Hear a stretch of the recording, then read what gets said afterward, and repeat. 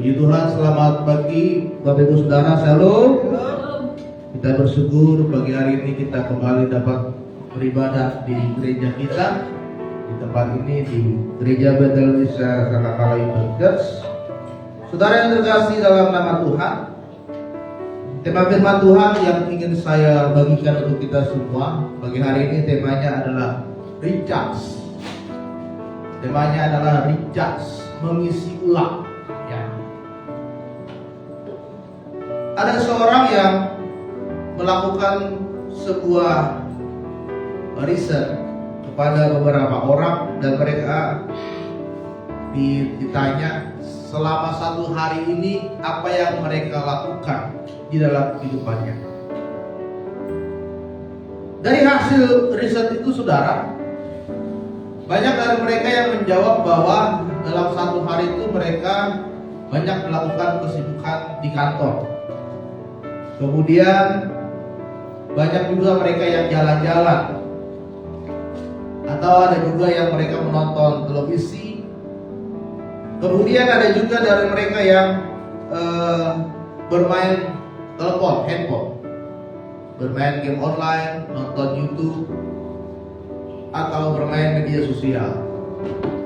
Tetapi saudara, sedikit sekali yang menjawab dalam satu hari ini mereka mempunyai waktu untuk Tuhan. Sedikit sekali dalam satu hari itu mereka meluangkan waktu untuk membaca firman Tuhan, membaca Alkitab, berdoa saat teduh, ataupun membangun mesbah keluarga. Hal itu hanya mereka lakukan ya pada saat hari Minggu saja. Selebihnya di hari-hari biasa jarang mereka melakukan seperti itu. Jadi mereka melakukan hanya di hari Minggu saja. Saudara, dalam kehidupan kita saat ini kita harus merecharge diri kita setiap hari, mengisi daya, mengisi ulang.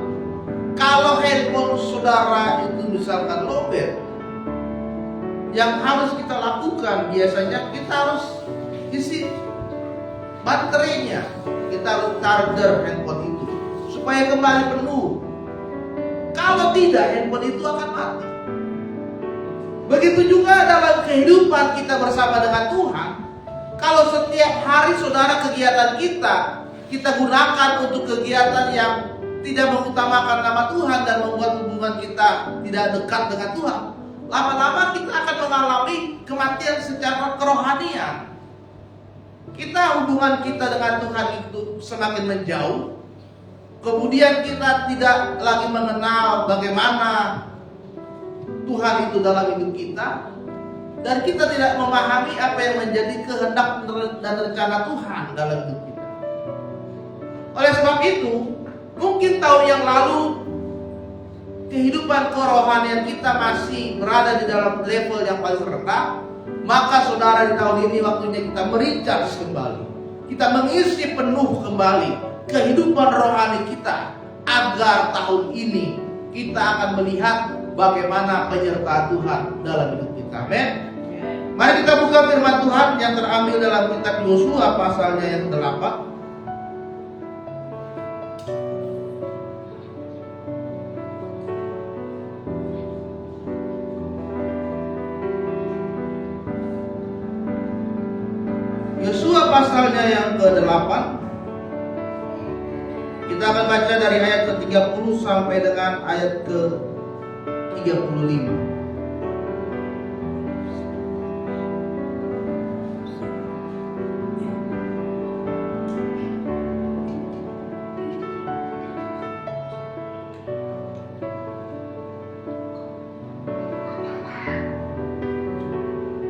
Yosua pasal yang ke-8 ayat 30 sampai ayat 35. Demikianlah firman Tuhan.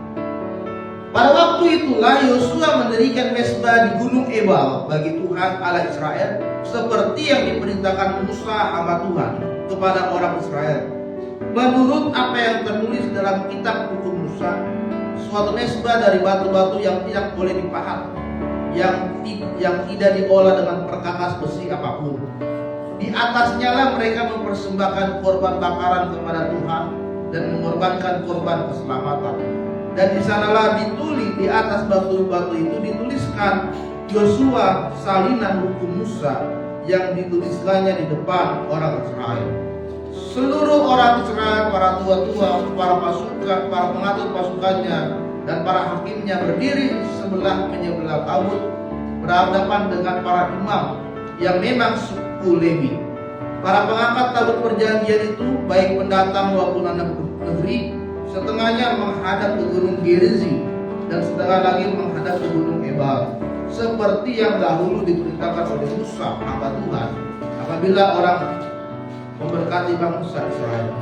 Sesudah itu dibacakannya segala perkataan hukum Taurat, berkatnya dan kutuknya sesuai dengan apa yang tertulis dalam kitab hukum. Tidak ada sepatah kata pun dari segala apa yang diberitakan Musa yang tidak dibacakan oleh Yosua kepada seluruh jemaah Israel dan kepada perempuan-perempuan dan anak-anak dan kepada pendatang yang ikut serta. Saudara, ini merupakan peristiwa setelah bangsa Israel dibawa ke pemimpinan Musa.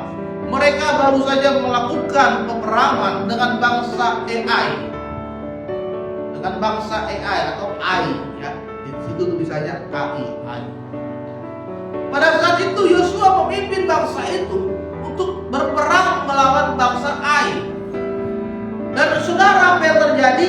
Tuhan menyertai bangsa ini dan mereka menang, ya. Mereka menang melawan bangsa Ai.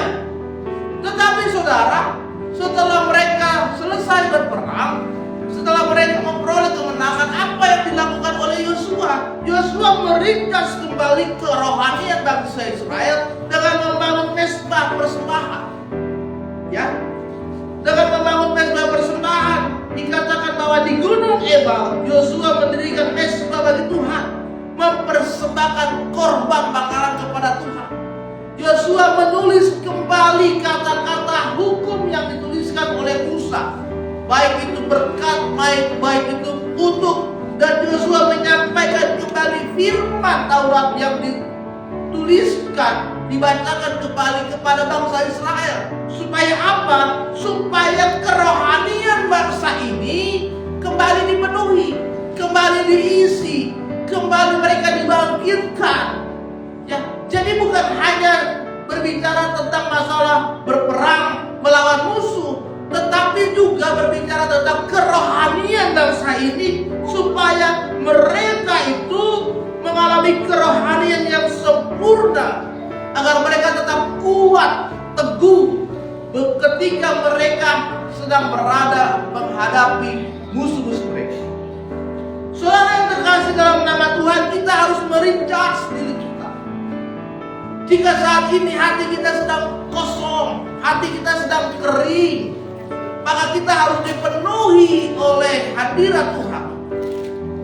Seperti gelas yang kosong itu, saudara, tidak akan pernah penuh kalau kita tidak mengisinya. Tidak mungkin gelas yang kosong itu kita diamkan saja berhari-hari, kita berharap gelas itu akan penuh, gak bisa.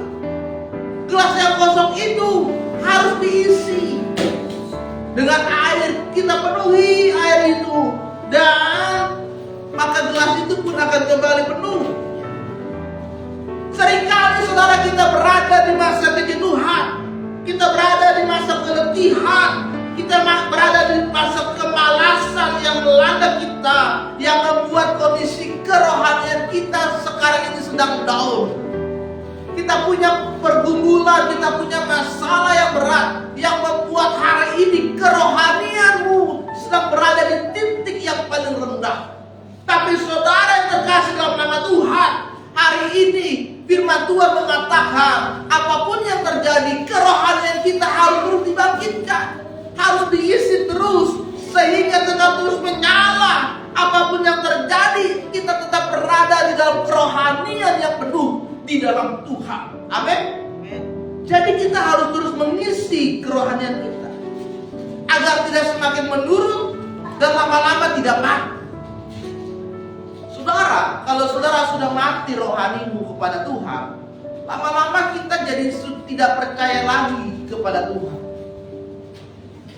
kita sudah sakit hati, kita sudah kecewa, kita sudah benci lagi sekali sama Tuhan. Karena kerohanian kita sudah berada di level yang paling rendah. Iman kita berada di level yang paling rendah. Sehingga kita sudah tidak lagi percaya kepada Tuhan. Makanya muncul banyak sekali aliran-aliran yang tidak percaya kepada Tuhan. Karena mereka level kerohaniannya berada di paling rendah. Level imannya kepada Tuhan Yesus berada di level yang paling rendah. Sehingga gampang diombang-ambingkan, gampang dimasukkan isu-isu yang tidak benar. Lama-lama mereka tidak percaya Tuhan. Oleh sebab itu saudara, hari ini waktunya kita mengisi kembali kerohanian kita kepada Tuhan. Amin.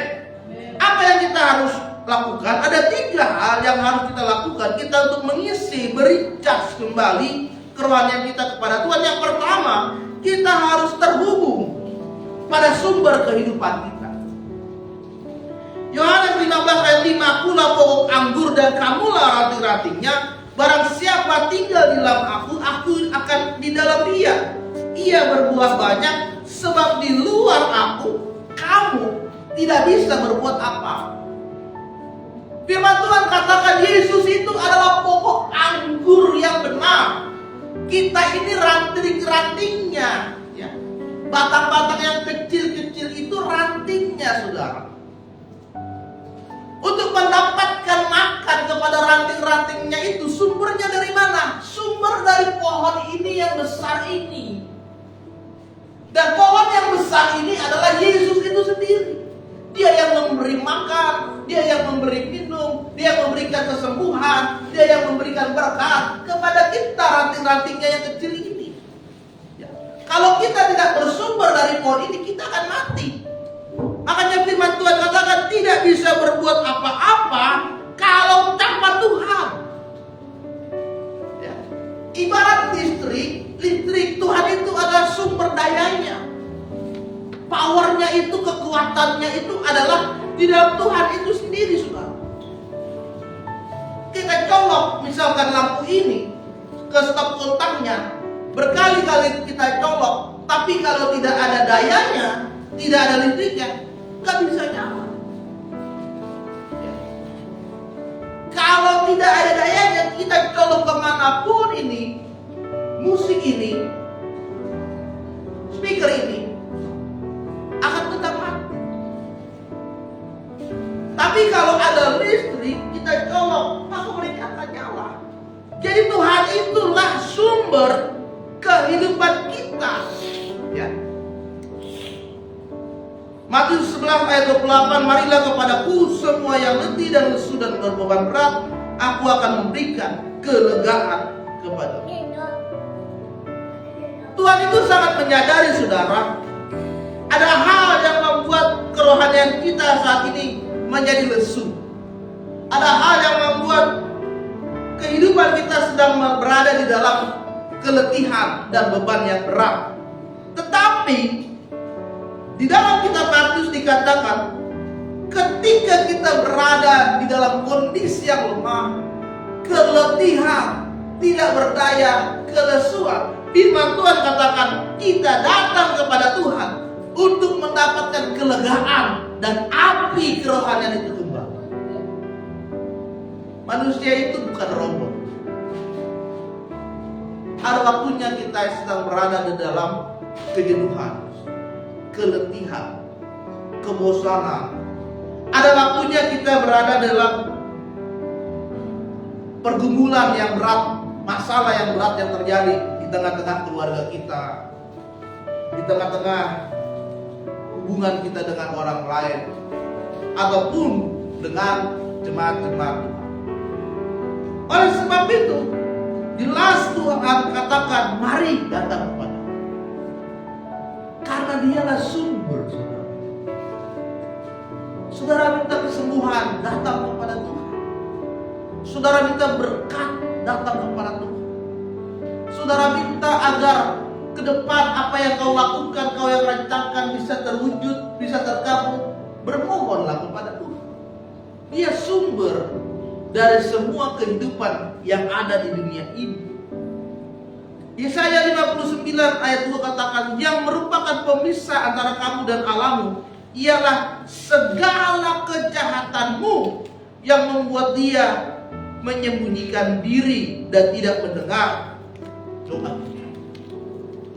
Tuhan itu adalah sumber dalam kehidupan kita. Tetapi saudara, kalau hari ini kita mengalami hubungan yang gagal, koneksi yang gagal dengan Tuhan, itu karena kejahatan dan dosa yang kita lakukan kepada Tuhan.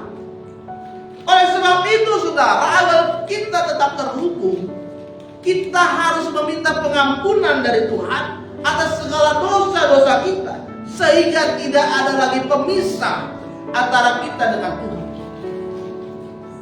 Tahun lalu kita melakukan banyak dosa. Mari di tahun ini kita berubah, mengambil komitmen, mengambil keputusan. Saya harus berubah, saya harus lahir baru, saya harus hidup baru, saya harus dipulihkan, saya harus berada dalam kekudusannya. Maka hubungan, koneksi kembali stabil dengan ya. Saudara, kalau saudara pakai wifi handphone, kadang-kadang saya kalau saya hotspot ini handphone saya baru isi pulsa nih, saya hotspot, saya nyalakan hotspotnya, treng, tiba-tiba langsung 3 handphone tersambung. Handphone anak saya 2, ting. Handphone istri saya, ting. Mereka tahu saya baru isi pulsa. Tiba-tiba saya nyalain hotspot, ceng. Tersambung. 4 sama handphone saya yang satu. Ada 4 langsung tersambung. Tapi saudara, ada waktu itu, karena sudah ada notifikasi bahwa kuota Anda tinggal sedikit, saya blokir. Saya blokir. Mereka mau nyambung ke wifi handphone saya, nggak bisa. Berkali-kali mereka coba, nggak bisa. Berkali-kali mereka masukkan passwordnya, nggak bisa. Karena apa? Saya sudah blokir. Kalau saudara hidup di dalam segala dosa dan kejahatan, firman Tuhan katakan di dalam Yesaya tadi, dia tidak mendengar setiap seruan permohonan karena dosa. Jadi hari ini, jika kita ingin mengisi kerohanian kita kembali, mari percaya dan tinggalkan segala dosa. Amin. Yang kedua, kita harus membaca dan melakukan firman Tuhan. Matius 4 ayat 4 berkata, ada tertulis, manusia bukan hidup dari roti saja, tetapi dari setiap firman yang keluar dari mulut Allah. Firman Tuhanlah yang membuat kita hidup. Ketika kita sedang berada dalam kondisi kerohanian yang sedang menurun, maka paksakan diri kita untuk membaca dan merenungkan firman Tuhan. Pada saat kita membaca dan merenungkan firman Tuhan, maka saat itulah Roh Kudus sedang bekerja untuk membantu kita mengerti dan memahami apa yang menjadi kehendak Tuhan dalam hidup saudara. Dia yang akan menuntun kita, memberikan hikmat, memberikan kekuatan di setiap langkah-langkah kita, untuk kita meringkas kembali, mengisi kembali kekuatan kerohanian kita di dalam Tuhan. Oleh sebab itu, ketika saudara sedang lemah, minta pertolongan dari Tuhan, minta tuntunan dari Tuhan, minta petunjuk, minta tanda, minta hikmat dari Tuhan. Itu yang kita butuhkan saat ini saudara. Yosua adalah orang yang sangat suka merenungkan firman Tuhan. Berkali-kali Yosua berkata, renungkanlah firman Tuhan itu siang dan malam. Berkali-kali dia berkata, renungkanlah firman Tuhan itu siang dan malam. Karena Yosua sadar sumber kehidupan itu dasarnya, petunjuknya, panduannya Manualnya itu ada di dalam firman Tuhan. Ya. Kalau saudara tidak membaca firman Tuhan itu dalam diri saudara, saudara tidak mengerti apa yang harus kita lakukan. Apa yang harus saudara kerjakan itu tidak mengerti. Kalau saudara ingin merakit sebuah barang misalkan, dan barang itu perangkatnya terpisah-pisah, pasti ada buku petunjuknya. Bagaimana merakitnya, bagaimana merangkainya. Pertama pasang ini dulu, pasang ini dulu, pasang ini dulu, pasang ini dulu. Dan kita ikuti petunjuknya, lama-lama jadi. Tapi kalau kita keras kepala, ya, nggak usah, saya udah tahu cara merakitnya. Kita nggak ikuti petunjuknya, kita coba pasang. Tak. Lama-lama apa? Setelah rakit, dinyalakan, nggak bisa. Dinyalakan, tidak bisa. Dicolok, tidak bisa. Karena gagal, tidak bisa menyala, kita tidak mengikuti petunjuknya. Sama dengan hidup ini, saudara. Kalau saudara tidak mengikuti petunjuk di dalam hidup kita yang tertulis di dalam firman Tuhan, maka sama saja saudara akan mati juga. Kerohanianmu akan mati juga. Ya. Hidup kita ini, saudara, akan mati juga. Karena dia tidak mengikuti, tidak melakukan apa yang tertulis di dalam firman Tuhan, mengikuti sesuai dengan kehendaknya sendiri, lama-lama dia mati juga. Ya.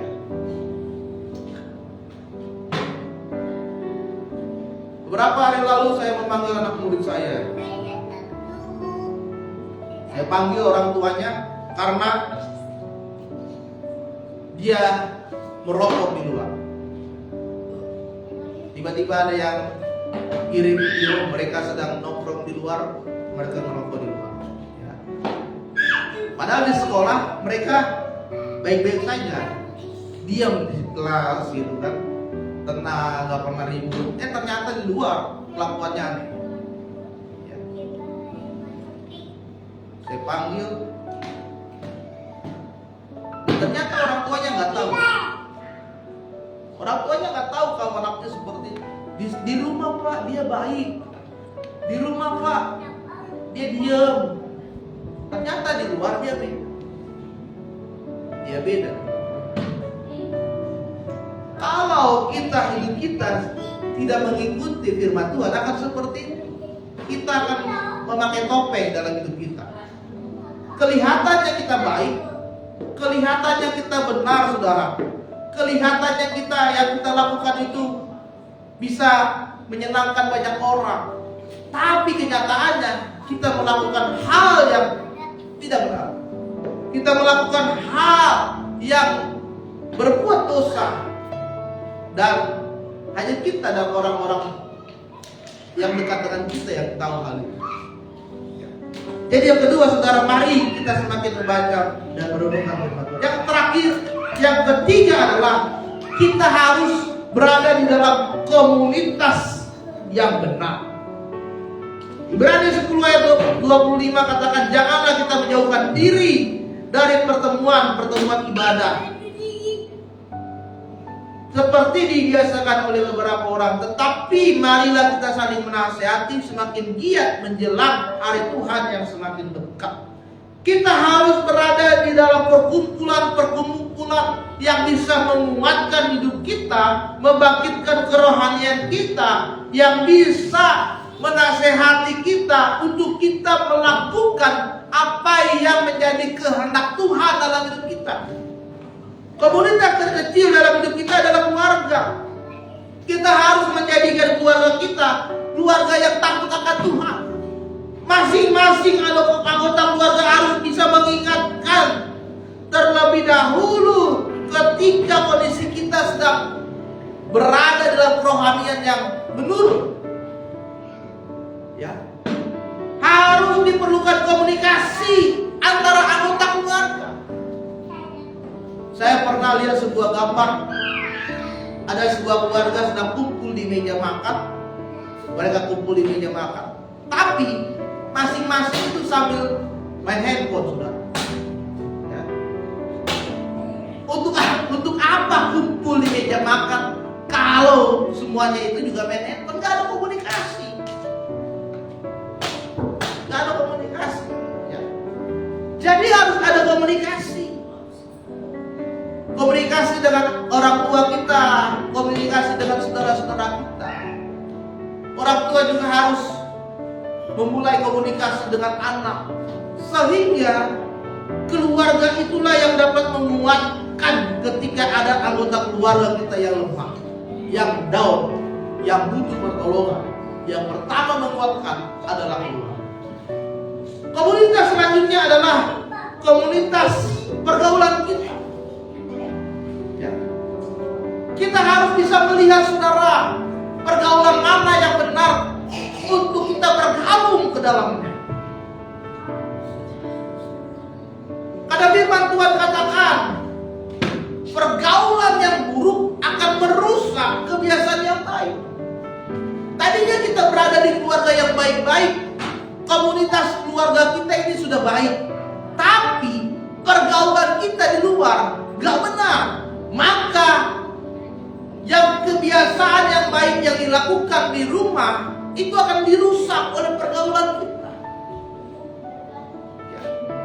Pergaulan pertemananmu di sekolah, pergaulan pertemananmu di tempat kerja, pergaulan pertemananmu di mana saja di tetangga kita. Kalau kita tidak bisa memilih pergaulan yang baik, maka hidup kita pun bisa hancur. Pergaulan di sekolah, misalkan kita punya teman yang ngajak kita bolos, ya, nongkrong, merokok, mabuk-mabukan, pulang malam, gitu kan? Itu nggak benar. Pergaulan di tempat kerja, kita punya teman yang pulang kerja suka ngajak ke klub-klub malam, gitu kan? Suka ngajakin minum, ya, itu nggak benar. Jadi saudara, komunitas pergaulan yang terakhir adalah komunitas ketiga adalah gereja. Gereja adalah kumpulan orang-orang yang percaya, di mana kita bisa beribadah kepada Tuhan, menerima firman Tuhan, dan kita terkoneksi dengan Tuhan. Ketika kita lemah kerohanian, kita merosot, di saat itulah persekutuan dengan Tuhan diperlukan. Jadi jangan pernah saudara tidak bergereja setiap hari Minggu. Di situ kita dibangkitkan oleh pujian, oleh penyembahan, oleh firman Tuhan yang kita dengar pada waktu kita sedang beribadah.